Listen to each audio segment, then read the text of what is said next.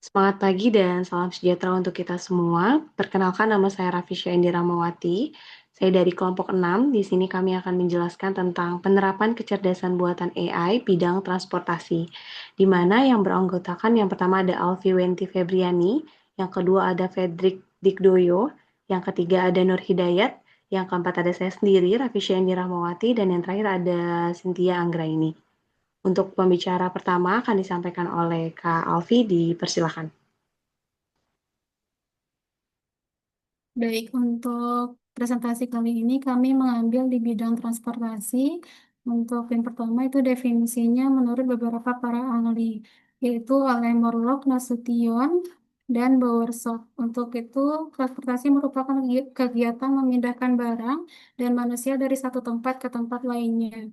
Menurut Sujono, transportasi merupakan kegiatan menciptakan perpindahan dari dan pergerakan yang membentuk arus lalu lintas. Menurut Salim, transportasi dapat berupa pengangkutan barang maupun penumpang.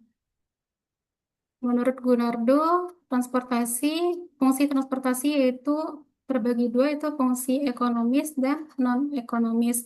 Untuk fungsi ekonomis yaitu meningkatkan pendapatan nasional, mendorong industri distribusi barang dan jasa, membuka lapangan pekerjaan, dan untuk fungsi non-ekonomisnya yaitu memperkuat keamanan dan integrasi bangsa, mempercepat pembangunan, dan meningkatkan standar hidup. Selanjutnya, untuk penggunaan AI di bidang transportasi yaitu untuk mendorong penggunaan AI di dalam sistem transportasi. Peran AI di bidang transportasi antara lain untuk manajemen lalu lintas cerdas atau Intelligent Transportation System, yaitu memprediksi dan pengendalian kemacetan. Selanjutnya, optimasi rute dan kendaraan, yaitu menentukan rute terbaik dan mengatur pergerakan kendaraan secara efisien. Selanjutnya, peran AI di bidang transportasi itu kendaraan otonom, yaitu untuk meningkatkan keselamatan dan mengurangi human error.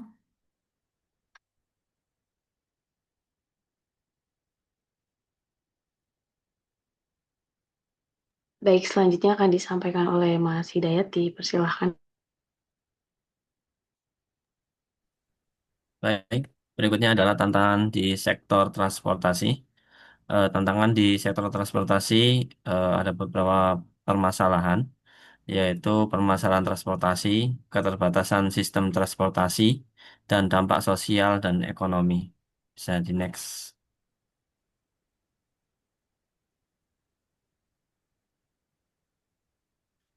Permasalahan pada transportasi yaitu pertumbuhan jumlah kendaraan dan mobilitas masyarakat yang tinggi, adanya urbanisasi dan pertumbuhan penduduk yang pesat, dan kemacetan lalu lintas yang semakin meningkat akibat banyaknya kendaraan dan jumlah penduduk. Dampak sosial dan ekonomi yaitu waktu tempuh semakin panjang dan pemborosan energi, polusi lingkungan dan penggunaan bahan bakar tidak efisien, biaya operasional meningkat dan produktivitas menurun. Dan keterbatasan sistem transportasi, tingginya angka kecelakaan lalu lintas, keterlambatan jadwal transportasi umum, dan pengelolaan lalu lintas masih manual dan reaktif.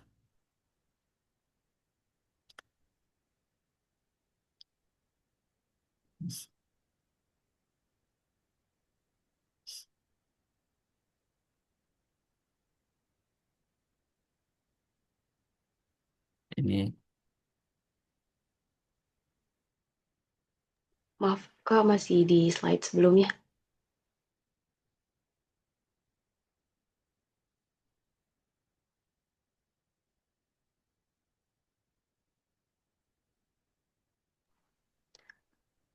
Baik, selanjutnya dari permasalahan-permasalahan yang disampaikan tadi, yaitu kita pada bagian ini solusi yang diusulkan untuk mengatasi berbagai permasalahan transportasi adalah dengan memanfaatkan AI, di mana pendekatan ini dipilih karena AI mampu mengolah data dalam jumlah besar secara cepat dan menghasilkan sistem transportasi yang lebih cerdas, adaptif, dan responsif terhadap lingkungan di lapangan.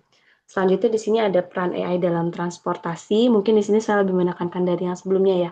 AI AI berperan dalam membuat sistem transportasi yang lebih cerdas dan adaptif dibandingkan dengan sistem konvensional. Dengan penerapan AI ini, sistem transportasi dapat mengatasi kemacetan, keterlambatan, dan kecelakaan.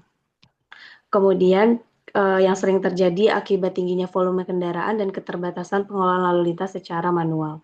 Salah satu teknologi AI yang paling banyak digunakan dalam transportasi adalah deep learning ini, di mana karena kemampuannya dalam menganalisis melakukan data lalu lintas secara real time, proses analisis ini didukung oleh berbagai sumber data seperti CCTV, GPS, dan sensor IoT. Boleh di next, Kak? Baik, untuk solusinya itu deep learning dan manajemen lalu lintas yang tadi, di mana dalam konteks manajemen lalu lintas deep learning ini digunakan untuk traffic flow prediction, yaitu memprediksi arus dan tingkat kepadatan kendaraan pada waktu dan lokasi tertentu. Prediksi ini dilakukan dengan memanfaatkan data CCTV, GPS, dan sensor IoT, dan data historis yang mencerminkan pola lalu lintas sebelumnya. Kemudian beberapa model deep learning yang sering digunakan antara lain yaitu ada LSTM, CCN, dan GGN, di mana model-model tersebut mampu mempelajari pola pergerakan kendaraan, perubahan volume lalu lintas untuk mendukung adaptive traffic signal control, yaitu sistem lalu lintas yang menyesuaikan jalan secara real time. Dengan sistem ini, durasi lampu hijau dan merah dapat berubah secara otomatis sesuai dengan tingkat kepadatan kendaraan, sehingga dapat mengurangi antrian dan meningkatkan kelancaran di lalu lintas. Boleh di next, Kak. Kemudian untuk optimasi dan keselamatan transportasi, selain digunakan dalam pengelolaan lalu lintas, AI juga diterapkan untuk optimasi rute dan penjadwalan armada, baik pada transportasi publik maupun logistik. Penerapan ini bertujuan untuk meningkatkan efisien waktu yang ditempuh dan biaya operasional, sehingga perjalanan menjadi lebih tepat waktu dan penggunaan sumber daya dapat ditekankan. Kemudian pada aspek keselamatan, AI ini memanfaatkan computer vision untuk keselamatan lalu lintas. Teknologi ini memungkinkan kita untuk sistem mendeteksi pelanggaran lalu lintas, memantau perilaku pengemudi, serta mengenali kendaraan dan pejalan kaki secara otomatis. Seluruh penerapan ini mendukung pengembangan intelijen transportasi sistem, yaitu sistem transportasi cerdas, tidak hanya fokus pada efisiensi, tetapi juga pada peningkatan keselamatan dan kenyamanan pengguna jalan. Baik, untuk pembicara selanjutnya, Mas Fredrik, dipersilakan. Oke, selanjutnya pada saat ini saya akan menjelaskan hasil utama dari penerapan deep learning dalam sistem transportasi. Berdasarkan sumber artikel dari CNC tahun 2020, model seperti LSTM dan CNN mampu meningkatkan ketepatan prediksi arus lalu lintas secara signifikan. Peningkatan akurasi ini berkisar antara 20 hingga 30%, sehingga informasi yang dihasilkan jauh lebih reliabel untuk pengaturan lalu lintas. Ya, dampaknya dapat terlihat pada penyesuaian lampu lalu lintas yang lebih tepat waktu dan menurunnya antrian di persimpangan. Jadi, eh, metode deep learning ini benar-benar memberi kontribusi besar dalam meningkatkan kemampuan sistem memahami kondisi jalan. Gitu. Selanjutnya, next selanjutnya. Lalu slide selanjutnya ini saya akan menjelaskan bagaimana penerapan deep learning ini membantu meningkatkan efisiensi operasional transportasi. Dengan kemampuan memprediksi pola kemacetan secara lebih akurat, sistem dapat menentukan rute eh, yang paling lancar pada saat itu, ya dampaknya cukup terasa karena waktu tempuh rata-rata bisa berkurang sekitar 8 hingga 15%. Selain perjalanan lebih cepat, konsumsi bahan bakar juga ikut menurun karena kendaraan tidak lagi sering berhenti atau terjebak di titik-titik macet.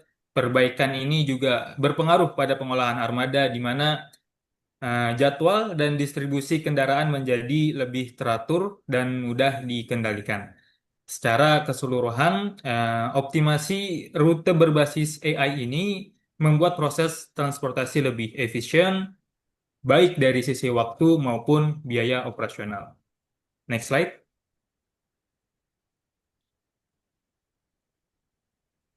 Lalu saya akan menjelaskan bagaimana deep learning ini juga memberikan dampak positif pada aspek keselamatan lalu lintas. Itu dengan memanfaatkan analisis visual, sistem AI mampu mendeteksi berbagai pelanggaran secara otomatis seperti kendaraan yang berhenti melewati marka atau menerobos lampu merah. Deteksi ini secara apa ya terjadi secara real time sehingga petugas atau pengelola jalan dapat merespon lebih cepat ketika muncul situasi beresiko. Di beberapa lokasi yang menerapkan teknologi ini, tingkat pelanggaran ringan di persimpangan mulai menunjukkan penurunan. Kondisi lalu lintas juga menjadi lebih tertib karena pengemudi cenderung lebih berhati-hati saat mengetahui bahwa area tersebut diawasi oleh sistem cerdas atau AI ini. Secara keseluruhan, penerapan deep learning tidak hanya membantu melancarkan mobilitas, tetapi juga berperan penting dalam meningkatkan keamanan pengguna jalan. Baik, untuk pembicara selanjutnya, Kak Cynthia dipersilakan. Oke, baik. Dari penjelasan-penjelasan yang sudah disampaikan oleh rekan-rekan saya akan menjabarkan terkait kesimpulannya. Sektor transportasi memegang peran penting dalam aktivitas sosial dan ekonomi. Namun saat ini menghadapi masalah serius seperti kemacetan, tingginya angka kecelakaan, dan inefisiensi sistem. Pemanfaatan artificial intelligence, khususnya deep learning, menjadi solusi efektif karena mampu mengolah data besar dan melakukan prediksi secara real time. Melalui integrasi AI dalam Intelligent Transportation System, akurasi prediksi arus lalu lintas meningkat. Pengaturan lampu lalu lintas menjadi adaptif, serta rute dan jadwal armada dapat dioptimalkan secara otomatis. Penerapannya terbukti meningkatkan akurasi hingga 30%, mengurangi waktu perjalanan sampai 15%, dan menekan pelanggaran lalu lintas. Dengan demikian, AI berperan penting dalam menciptakan sistem transportasi yang lebih efisien, aman, dan cerdas. Boleh slide selanjutnya?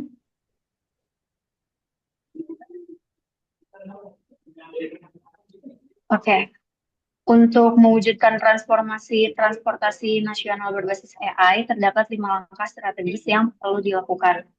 Yang pertama, menyusun roadmap digitalisasi transportasi dengan menetapkan target pengembangan intelijen transportation system berbasis AI, melakukan standarisasi platform data, serta mengatur tahapan implementasi lampu lalu lintas adaptif dan kendaraan otonom. Yang kedua, meningkatkan investasi pada kualitas dan integrasi data melalui penguatan infrastruktur sensor, IoT, CCTV, dan jaringan telekomunikasi, serta membangun platform data terpusat lintas instansi. Yang ketiga, mengembangkan sumber daya manusia di bidang transportasi berbasis AI melalui pelatihan data science, machine learning, dan rekayasa transportasi, serta kolaborasi dengan perguruan tinggi dan industri. Yang keempat, menyusun kebijakan pendukung untuk kendaraan otonom dan mobility as a service dengan memanfaatkan AI sebagai dasar regulasi, serta mengintegrasikan seluruh mode transportasi dalam satu platform yang adaptif. Yang kelima, membangun kepercayaan publik melalui transparansi pengelolaan data dan penerapan pedoman etika AI untuk menjamin keamanan, privasi, dan keadilan algoritma. Oke, sekian dari saya. Baik, mungkin cukup sekian presentasi dari kelompok kami. Selanjutnya akan dilanjutkan oleh sesi diskusi.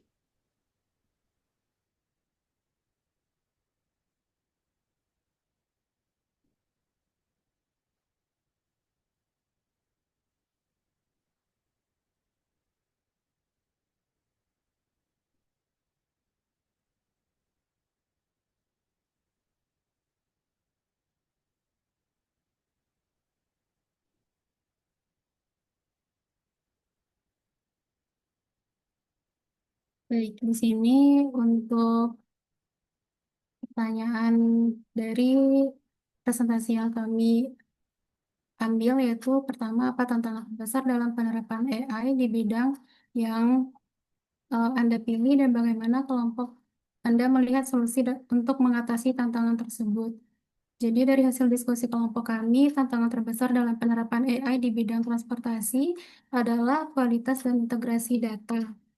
Sistem AI, khususnya deep learning, membutuhkan data dalam jumlah besar dan bersifat real time, seperti data dari CCTV, IPS, dan sensor IT. Namun pada kenyataannya, data tersebut masih tersebar di berbagai instansi dan belum terstandarisasi, sehingga menyulitkan proses analisis secara optimal. Kondisi ini menyebabkan hasil prediksi yang dihasilkan AI terkadang belum maksimal, terutama jika data digunakan tidak lengkap atau tidak konsisten.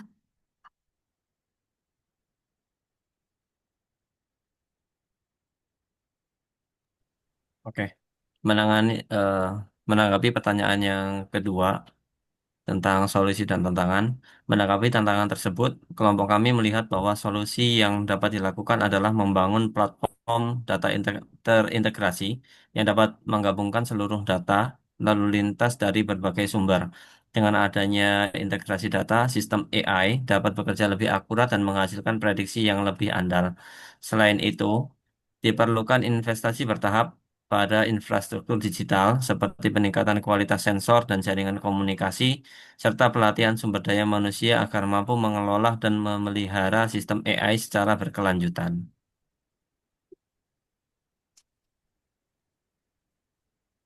Baik, untuk selanjutnya yaitu bagaimana penerapan AI di bidang yang Anda pilih dapat mempengaruhi masa depan baik secara positif maupun negatif.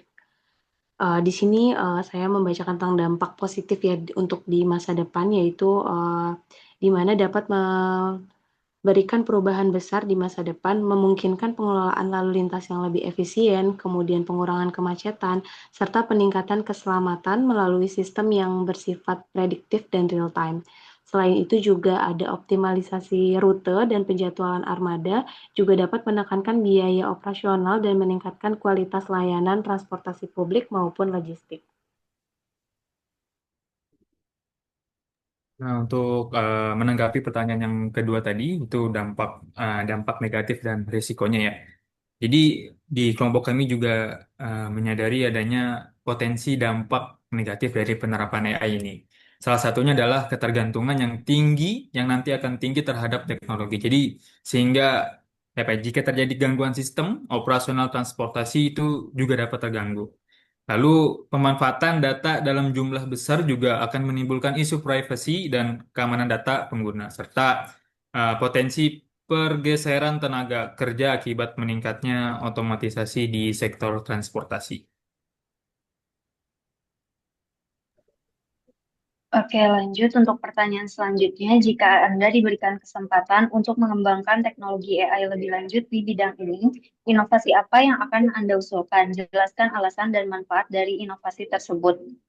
Jika kami diberikan kesempatan untuk mengembangkan teknologi AI dalam bidang transportasi ini, inovasi yang kami usulkan adalah sistem manajemen lalu lintas prediktif terintegrasi berbasis AI. Sistem ini tidak hanya memanfaatkan data lalu lintas real time, tetapi juga menggabungkan data cuaca, event kota, dan pola mobilitas masyarakat. Dengan pendekatan ini, potensi kemacetan dan gangguan lalu lintas dapat diprediksi sebelum benar-benar terjadi. Manfaat dari inovasi ini adalah pengurangan waktu tempuh, peningkatan keselamatan, efisiensi energi, serta mendukung pengembangan intelligent transportation system dan konsep smart city. Baik, mungkin cukup sekian presentasi dan diskusi dari kelompok kami. Kurang lebihnya mohon maaf. Terima kasih, semangat pagi.